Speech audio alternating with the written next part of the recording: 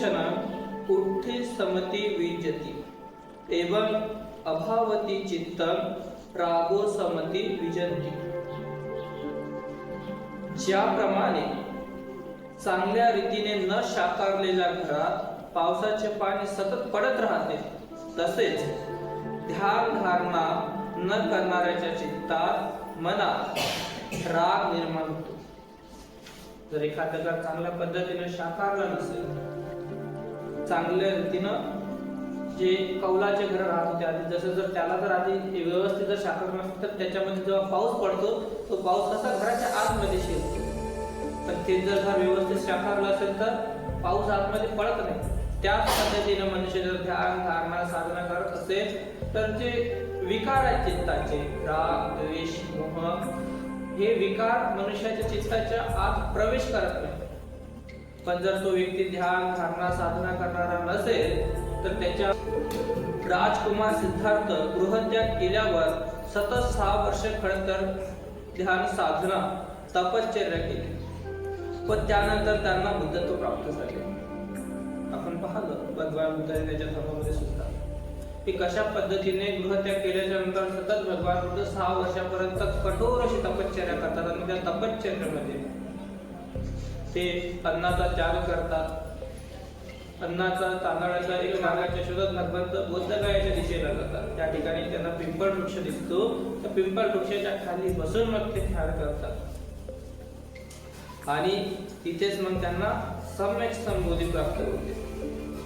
या 6 वर्षाच्या कालखंडात महाराज शुद्धधनाला पुत्राच्या वियोगामुळे व सिद्धार्थाची पत्नी यशोधरेला पतीच्या वियोगामुळे किती दुःख कष्ट व यातना झाल्या असतील याचे वर्णन करणे कठीण आहे। त्यांनी सिद्धार्थाचा शोध घेण्याचा खूप प्रयत्न केला, पण तो व्यर्थ ठरला। एके दिवशी 2 व्यापाऱ्यांनी सिद्धार्थांना पाहिले आहे, ते आता राजकुमार राहिले नसून सम्यक संबुद्ध बनले आहेत आणि कपिलवस्तीच्या रस्त्याने येत आहेत असे सेवकांद्वारे यशोधरेला समजले।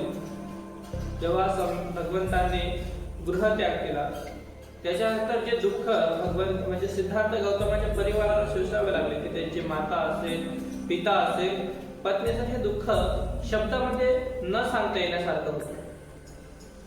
अनेक दिवसापर्यंत, अनेक महिन्यापर्यंत किंवा अनेक वर्षापर्यंत सिद्धार्थ गौतमाला शोधण्याचे प्रयत्न हे राजा शुद्धधनाने केले, पण त्याचा कुठलाही पद्धतीचा लाभ त्यांना झाला नाही। मग असेच जे 2 व्यापारी होते, ते कुठले शाक्य नगरीचे 2 व्यापारी होते, ते व्यापार करण्यासाठी बाहेर गेले होते।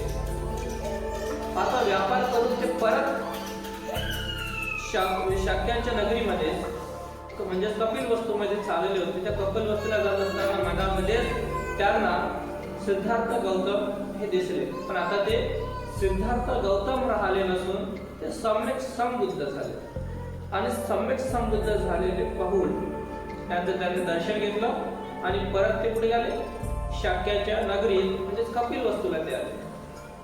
कपिल वस्तूला आल्याच्या नंतर ते यशोधरेला भेटले। त्यांनी त्यांना सांगितलं की आम्हाला सिद्धार्थ गौतम ते दिसले, पण आता ते सिद्धार्थ गौतम राहिले नाही। त्रपुष नावाच्या व्यापाऱ्याला महालामध्ये बोलाविले। तो व्यापारी म्हणाला की आम्ही त्यांना स्वतः पाहिले आहे, ते गावोगाव उपदेश करतात आणि लोक त्यांचे अनुसरण करून सुख आणि शांती प्राप्त करून घेतात। आणि यशोधरेला ते अजून काय सांगतात की आम्ही त्यांना पाहिले, ते काय करतात, ते गावोगावी जाऊन उपदेश करतात, आणि ते जे उपदेश करतात लोक तो उपदेश श्रवण करतात आणि त्या उपदेशाचं अनुकरण करतात, त्याचं आचरण आपल्या जीवनामध्ये करतात, आणि त्याचं आचरण करून काय करतात, आपल्या जीवनामध्ये सुख समृद्धी ते प्राप्त करतात। सुख आणि शांतीचा लाभ त्यांना आपल्या जीवनामध्ये होतो। त्यानंतर भल्लिक यशोधरेला म्हणाला की आता त्यांना बुद्ध नावाने संबोधित करण्यात येते। दुसरा व्यापारी काय सांगतो की आता त्यांना सिद्धार्थ गौतम नाही म्हणत, तर त्यांना कुठल्या नावाने बोलवले जाते, कुठल्या नावाने ओळखले जाते, बुद्ध या नावाने त्यांना ओळखले जाते। ते लोकांना पंचशील, 10 पारमिता, मध्यम प्रतिपदा, आर्य सत्य व अष्टांग मार्गाची धम्मदेशना करतात.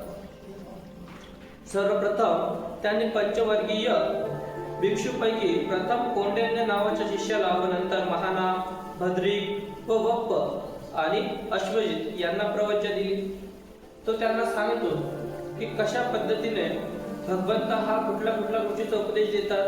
भगवंत ते सर्वात पहिल्यांदा लोकांना पंचशील देतात, 10 पारमिता देतात, सोबतच मध्यम प्रतिपदा, आर्य सत्य आणि अष्टांगिक मार्गाचा उपदेश ते देतात.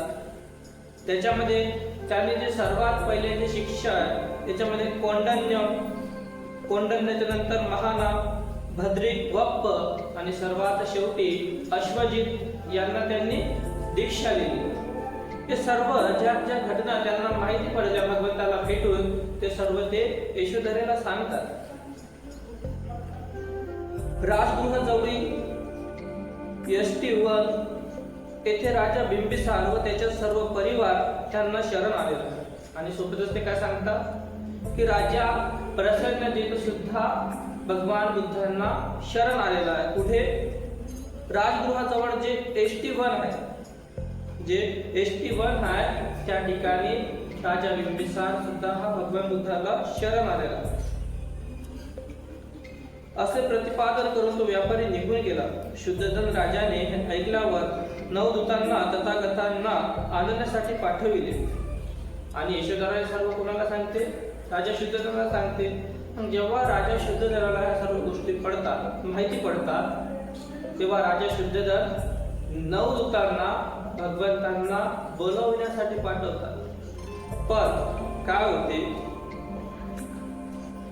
9 दूतांना पाठवल्याच्या नंतर शुद्धोधनाने सचिवाच्या पुत्राला 9 दूतांना पाठवल्याच्या नंतर परंतु तिथे गेल्यावर तथागताच्या उपदेशाने भारावून जाऊन ते संघामध्ये सामील झाले. 9 दूतांना पाठवलं तर खरी, पण त्यापैकी एकही परत आला नाही. तो जायचे, भगवंताचा उपदेश ऐकायचे आणि उपदेश ऐकला की भगवंताला ते याचे नाही करायचे. भगवंत तर तुमच्या संघामध्येच आम्हाला दीक्षा दे. अशा पद्धतीने जे 9 दूत गेले त्याच्यापैकी एकही परत आला नाही. ते सर्व संघामध्ये सामील होऊन भगवंतांचे भिक्षू संघांमध्ये सामील झाले. त्यानंतर शुद्धोधनाने सचिवाच्या पुत्राला व सिद्धार्थाच्या बालमित्राला पाठवले. यानंतर जो सचिवाचा पुत्र होता आणि तो सिद्धार्थ गौतमाचा लहानपणचा मित्र सुद्धा होता, आता त्याला पाठवण्याचा निश्चय राजा शुद्धोधन या ठिकाणी करतो आणि त्याला पाठवतो. तिथे गेल्यावर तेही भिक्खू बनले, परंतु वेळ पाहून त्याने सिद्धार्थाला कपिल वस्तूला येण्याविषयीचा राजाचा निरोप सांगितला व त्यांनी विनंती केली. बुद्धांनी ही विनंती मान्य करून कपिल वस्तू नगरीकडे प्रस्थान केले. तिथे गेल्याच्या नंतर जो भगवंताचा हा बाल मित्र होता तो जातो, भगवंताचा धम्म उपदेश ग्रहण करतो आणि ग्रहण केल्याच्या नंतर तो सुद्धा भगवान बुद्धांच्या धर्मामध्ये दीक्षित होतो, प्रवचित होतो. पण मात्र जो राजाने त्याला संदेश दिलेला तो संदेश तो विसरत नाही. तो वेळ पाहतो आणि वेळ कोण तो भगवंताला सांगतो की मी नेमकी इथे आलो कशासाठी होतो. जो राजाने या ठिकाणी संदेश पाठवला होता की माझा पुत्र जो की आता बुद्ध झालेला आहे त्याला कपिल वस्तूमध्ये घेऊन या किंवा त्याला इथे कपिल वस्तूला येण्याची विनंती कर, या पद्धतीने तो निरोप घेऊन येतो आणि तो भगवंताला विनंती सुद्धा करतो की आपण कृपा करून कपिल वस्तूला चालावं आणि भगवंत त्याची विनंती मान्य करून कपिल वस्तूला निघण्यासाठी प्रस्थान करतात. आपल्या शिष्यासह कपिल वस्तू जवळील वनातच ते थांबले. दुसऱ्या दिवशी नगरीत संघासह भिक्षाटन करताना पाहिल्यावर शुद्धोधन तथागताला म्हणाले की तुला आणि तुझ्या संघाला मी सहज अन्न पुरवू शकेन, हे तुला माहित नाही का? त्यावर तथागतांनीही माझ्या संघाची प्रथा असल्याचे सांगितले. तसेच भगवान बुद्ध पित्याला म्हणाले, जर आपण आपल्या स्वप्नातून मुक्त व्हाल, आपले अंतःकरणात सत्यासाठी उघडे कराल, सदाचाराचा उत्साह बाळगाल, भोजनासाठी त्यांना आमंत्रित करत नाही. जो वेळ आहे भिक्षूंचा भोजन करण्याचा तो वेळ होतो आणि भगवंत त्या वेळेवर भिक्षाटन करण्यासाठी नगरामध्ये निघतात. ही गोष्ट राजाला पडते की सिद्धार्थ गौतम बुद्ध, जो की आता बुद्ध झालेला आहे, तो काय करतात, नगरामध्ये भिक्षाटन करतात.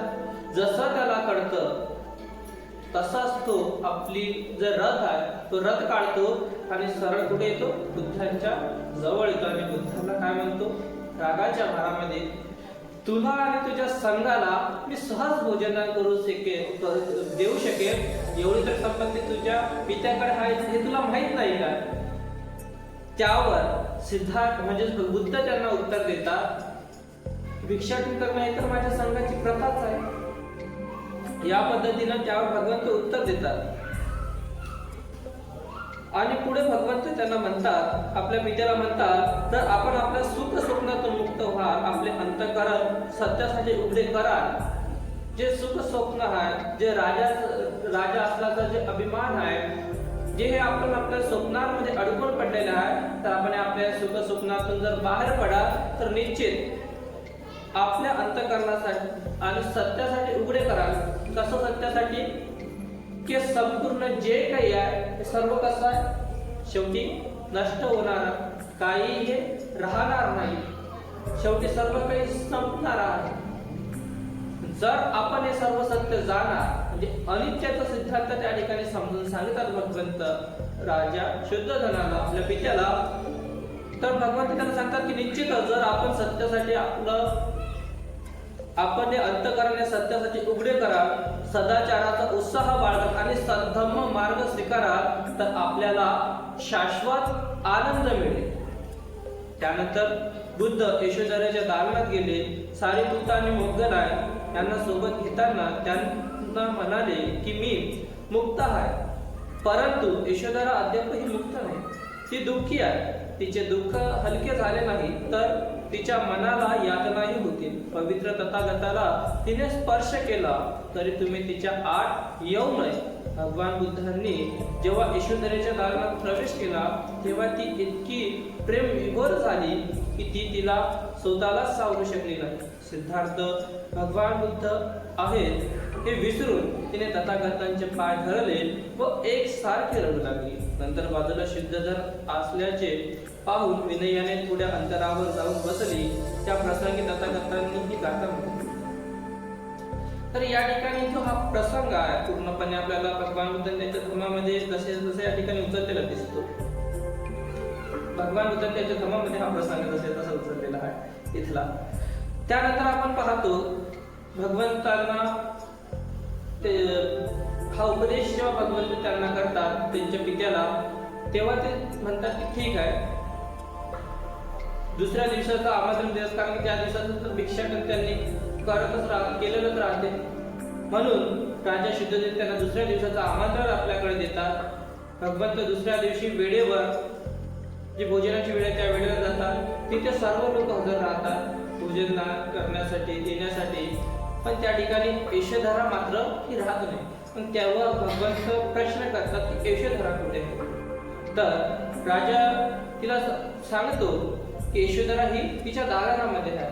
मग सिद्धार्थ आपल्या सोबत सारिपुत्त आणि मोगलाई दोघांना घेतात आणि तिच्या दालनामध्ये शिरतात. आणि दालनामध्ये शिरण्याआधीच ते मोगलाई आणि सारिपुत्तला सांगतात की मी हा भवचक्रातून पूर्णपणे मुक्त आहे, मला सर्व गोष्टी सर्व सत्य समजलेले आहे. पण यशोधरा या सर्व गोष्टीतून मुक्त नाही आहे. ती अजूनही दुःखी आहे, ती अजूनही कष्टी आहे.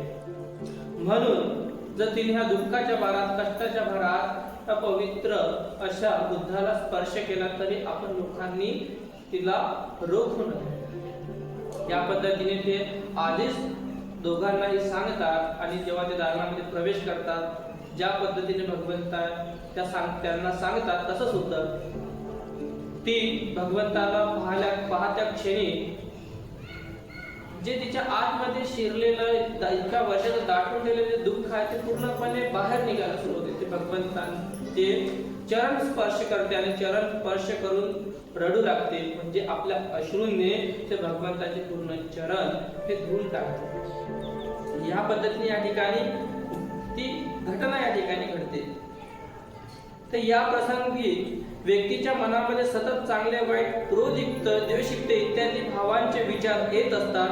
परंतु ज्याप्रमाणे शाकारलेल्या घरात पाणी शिरत नाही, त्याप्रमाणेच प्रत्येकाने आपल्या मनाला ध्यान धारणेने संयमित करून वाईट विचारांना मनात प्रवेश देऊ नये. जर आपण या पद्धतीनं जीवन जगलो तर आपल्या मनामध्ये जर आपण ध्यान साधना, ध्यान, विनय जर हे सर्व गोष्टी करत राहिलो तर आपलं मन मजबूत होते.